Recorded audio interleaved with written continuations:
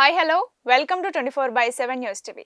ఈ రోజు మనతో పాటు మూవీ డైరెక్టర్ అండ్ రైటర్ శ్రీచక్ర మల్లికార్జున గారు ఉన్నారు. ఆయనతో మాట్లాడదాం. నమస్తే సార్. నమస్తే అండి. ఎలా ఉన్నారు sir? Fine, thank you very much. ఇప్పుడు మనం మూవీస్ గురించి చాలా ఇంట్రెస్టింగ్ విషయాలు మాట్లాడుకుందాం. Good bad ugly trailer release అయింది కదా, సో ఈ ట్రైలర్ మీకు ఎలా అనిపించింది అసలు? సో ఈ ట్రైలర్ ఎలా అనిపించింది చెప్పే ముందు, ఓకే. ఇది ఇంతకుముందు టైటిల్ అనేది ఒక వెస్టర్న్ మూవీ ఒకటి ఉందన్నమాట. The good, the bad, the ugly అని చెప్పి. సో అది 1966లో వచ్చి ఒక సెన్సేషనల్ క్రియేట్ చేసిన మూవీ అది. అబౌట్ $38 మిలియన్ అప్పట్లోనే అది వసూలు చేసింది వరల్డ్ వైడ్. సో ఆ ప్రాజెక్ట్ ఎట్లా ఉంటుందంటే మనకి కౌబాయ్ ట్రెజర్ హంట్ బ్యాక్డ్రాప్తో ఉంటుంది.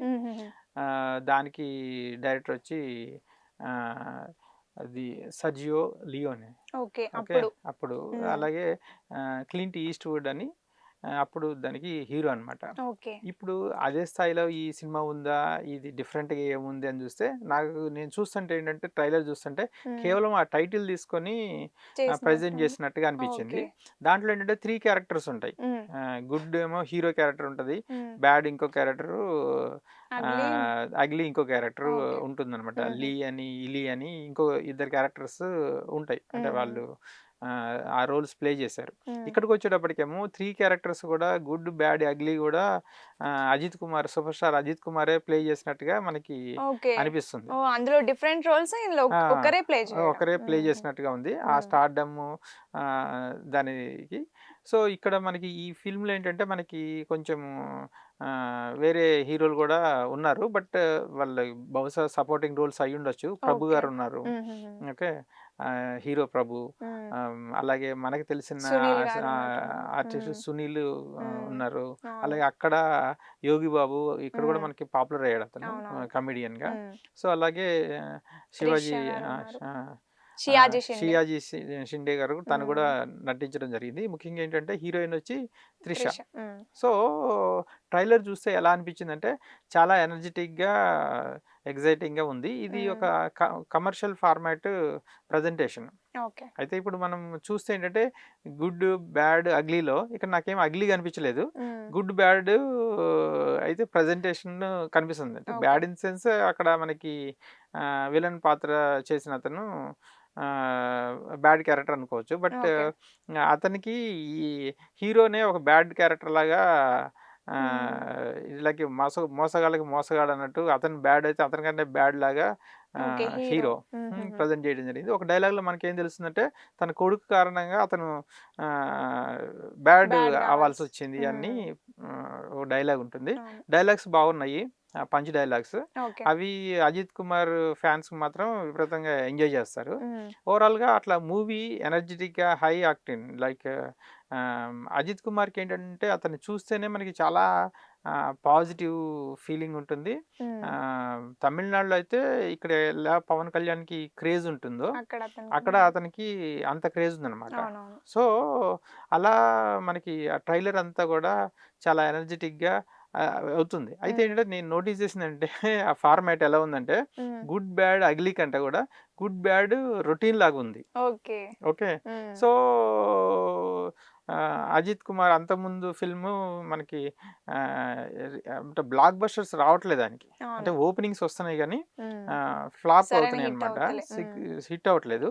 సో ఈ మూవీ హిట్ అయ్యే ఛాన్స్ ఉందా అన్నది మనము చూడాల్సి ఉంటుంది. బట్ అక్కడ ఓపెనింగ్స్ కానీ ఈ ట్రెండింగ్ అని చూస్తే ట్రైలర్ రిలీజ్ చేసిన తర్వాత ఇదే నెంబర్ 1 ట్రెండింగ్ ఉందన్నమాట. అన్ని పాన్ ఇండియాలో అన్ని లాంగ్వేజెస్లో ఇది రిలీజ్ అవటం జరుగుతుంది. ముఖ్యంగా ఏంటంటే మనకి ఇది మన మైత్రి మూవీ మేకర్స్ వాళ్ళు ఫస్ట్ తమిళ్ ఫిల్మ్ని ప్రొడ్యూస్ చేశారు. సో అట్లా దీనికి మన తెలుగు వాళ్ళ దగ్గర కూడా దీనికి వెయిటేజ్ ఉంటుంది. దో ఇప్పుడు మనకి ఇక్కడైతే బుకింగ్స్ ఇంకా ఓపెన్ కాలేదు, అదే April 10th రిలీజ్ అనమాట. తమిళనాడులో అయితే మొత్తం అన్ని థియేటర్స్ అన్ని షోస్ హౌస్ఫుల్స్. ఓకే అండి. సో గంటకు ఒక 10,000 అడ్వాన్స్ బుకింగ్, 10,000 టికెట్లు అడ్వాన్స్ బుకింగ్ జరుగుతున్నాయి ఆన్లైన్లో. ఓకే. సో అట్లా దీనికి బడ్జెట్ వచ్చి ఒక మేబీ 250 crores to 275 crores మధ్యలో తీసుండొచ్చు అని అంటున్నారు. ఓకే. ఈ ఓపెనింగ్ చూస్తే అది ఆ బడ్జెట్ అయితే రికవర్ అయ్యే ఛాన్స్ ఉంది. ఇంకోటి మల్టిపుల్ లాంగ్వేజ్లో కూడా వస్తుంది కాబట్టి సేఫ్ ప్రాజెక్టే అయ్యే ఛాన్స్ ఉంది. అయితే సబ్జెక్ట్ వైజ్ ఎట్లా ఉంటుంది ఇది, ఆ, మళ్ళీ ఒక హిట్ వస్తుందా లేదా, అది విష్ అయితే మాత్రం అది హిట్ అవ్వాలని చెప్పి మనం కోరుకుంటున్నాం. Okay sir. ఇప్పుడు ఆడియన్స్ మ్యాడ్ స్క్వేర్ లాంటి సినిమాలని ఎక్కువ ఇష్టపడుతున్నారా? ఆ, లైక్ యానిమల్ గానీ, అర్జున్ రెడ్డి గానీ ఇట్లాంటి సినిమాలే బాక్స్ ఆఫీస్ దగ్గర ఆడుతున్నాయి. ఇవి బేసిక్గా మాస్ ఆడియన్స్ని ఎగ్జైట్ చేసేవన్నమాట. అంటే ఈ జోనర్ వేరు. మనము మ్యాడ్ స్క్వేర్ని కానీ, లేకపోతే జాతి రత్నాలు కానీ, అవును. లేకపోతే జాగ్ కానీ, Jack. Tillu Tillu. DJ Tillu square కానీ, అవును. ఈ కేటగిరీస్ని మనము అర్జున్ రెడ్డిను యానిమల్ తోటి మనం పోల్చలేము. ఓకే. ఎందుకంటే దాని స్కేల్ వేరు, దాని సీరియస్నెస్ వేరుంటుంది. సో మనము యానిమల్, అర్జున్ రెడ్డి, అవి Sandeep Reddy Vanga serious thought process నుంచి వచ్చినవి అనమాట. అవునవును. దాంట్లో ఉండే నిజాయితీ వేరు, దాన్ని ఫ్రాంక్నెస్ వేరు. ఇక్కడ ఏంటంటే ఫ్రాంక్గా కామెడీ చేయటం, అది ఫ్రాంక్గా సీరియస్గా ఉంటుంది. అవును. ఇదేమో ఫ్రాంక్గా కామెడీ చేస్తూ ఉంటారు అనమాట. సో ఈ పర్టికులర్ అన్నీ కూడా మనకి ఈ హీరోలు కనుక మీరు తీసుకుంటే, మీరు జాతిరత్నాలు హీరో తీసుకున్నా కానీ, నవీన్ పోలిశెట్టి. నవీన్ పోలిశెట్టి, అలాగే డీజే సిద్ధు. సిద్ధు, జొన్నలగడ్డ సిద్ధుని తీసుకున్నా, ఇప్పుడు మన మ్యాడ్ స్కేర్ వాళ్ళని తీసుకున్న శోభన్. సంగీత్ శోభన్. సో వీళ్ళు ఏంటంటే వాళ్ళ స్టైల్ ఆడియన్స్కి కనెక్ట్ అయ్యారు వాళ్ళు. ఓకే. మీకు ఒకళ్ళని చూసి ఒకళ్ళు ఫాలో అవుతున్నట్టు లేరు వీళ్ళు. ఓకే. ఇప్పుడు నవీన్ పోలిశెట్టిని వేరే వాళ్ళు ఇది ఇమిటేట్ చేయలేరు. అది ఆయన స్టైల్. అది ఆడియన్స్ దానికి కనెక్ట్ అయ్యారు, ఆయన స్టైల్ ఆఫ్ కామెడీకి. ఓకే అండి. సిమిలర్లీ మన సిద్ధు జొన్నలగడ్డని తీసుకుంటే, అతని కామెడీ స్టైలు, అతని డిక్షన్ వేరుంటుంది. అవును. ఓకే. అలాగే మనకి ఇప్పుడు తనని తీసుకుంటే, శోభన్ తీసుకుంటే, అతను స్టైల్ వేరుంది. ఈ ముగ్గురిని మనము వాళ్ళు ఒక కామన్ ఆడియన్స్ని, కాలేజ్ స్టూడెంట్స్ని చాలా ఈజీగా ఫ్రీగా ఒక రన్ టైం, ఇప్పుడు స్టాండప్ కామెడీ ఎట్లాగో కంటిన్యూస్గా కామెడీ, అట్లాగా ఈ కామెడీ అలా చేసేస్తూ ఉంటారనమాట ఈజీ తోటి. అయితే ఏంటంటే మనకి వీళ్ళది ఎందుకు వీళ్ళు సక్సెస్ అయ్యారంటే, ఇది కొంత డిఫరెంట్ ఫార్మాట్లోకి వచ్చారు వీళ్ళు. మీకు అంతకుముందు ఏంటంటే సీనియర్ నరేష్ కానివ్వండి, తర్వాత నరేష్ కానివ్వండి, లేకపోతే రాజేంద్ర ప్రసాద్ కానీ, వీళ్ళ కామెడీ సబ్జెక్ట్లో సిచ్యువేషనల్ కామెడీ ఉంటూ ఉండేది. ఇదేంటంటే అది రన్నింగ్ గా ఉంటది అనమాట, జనరల్ కామెడీ ఉంటది.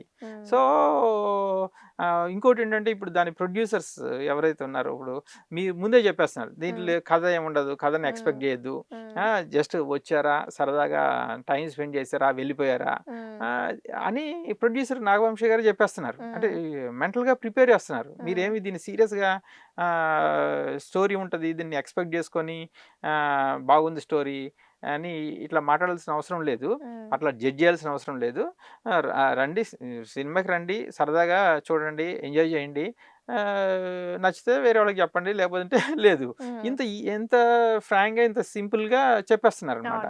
సో అదొక స్పేస్ క్రియేట్ అయింది. ఆ స్పేస్లో జనాలు ఏంటి, హ్యాపీగా ఉందాము అనుకుంటారు, ఎంటర్టైన్మెంట్ కావాలనుకున్న వాళ్ళు చాలా మంది ఉన్నారు. సో అది మనకు తెలుస్తుంది. అయితే కొన్ని సినిమాలు కామెడీ ఎంటర్టైనర్స్ సక్సెస్ కావట్లేదు అని చెప్పేసి మన నరేష్ ఆయన సీరియస్ పాత్రలోకి వెళ్ళిపోయాడు. అంటే ఇక్కడ మనం అనాలిసిస్ చేస్తే తెలుస్తుంది ఏంటంటే, అప్పుడున్న కామెడీ జబర్దస్త్ వచ్చిన తర్వాత కామెడీ సినిమాలని యాక్చువల్గా కిల్ చేసేసింది. ఓకే. సో వీళ్ళ పప్పులు ఉడక్కోకుండా అయిపోయినాయి అనమాట. అదే అందుకోసమనే ఆయన సీరియస్ దాంట్లోకి వెళ్ళిపోయారు. కానీ వీళ్ళు ఒక స్పేస్ ఫైండ్ అవుట్ చేశారు. ఓకే అండి. అది వీళ్ళు ఇప్పుడు జబర్దస్త్లో ఉన్న కామెడీ అనేది పబ్లిక్ అందరికీ తెలుసు. అవును. ఓకే.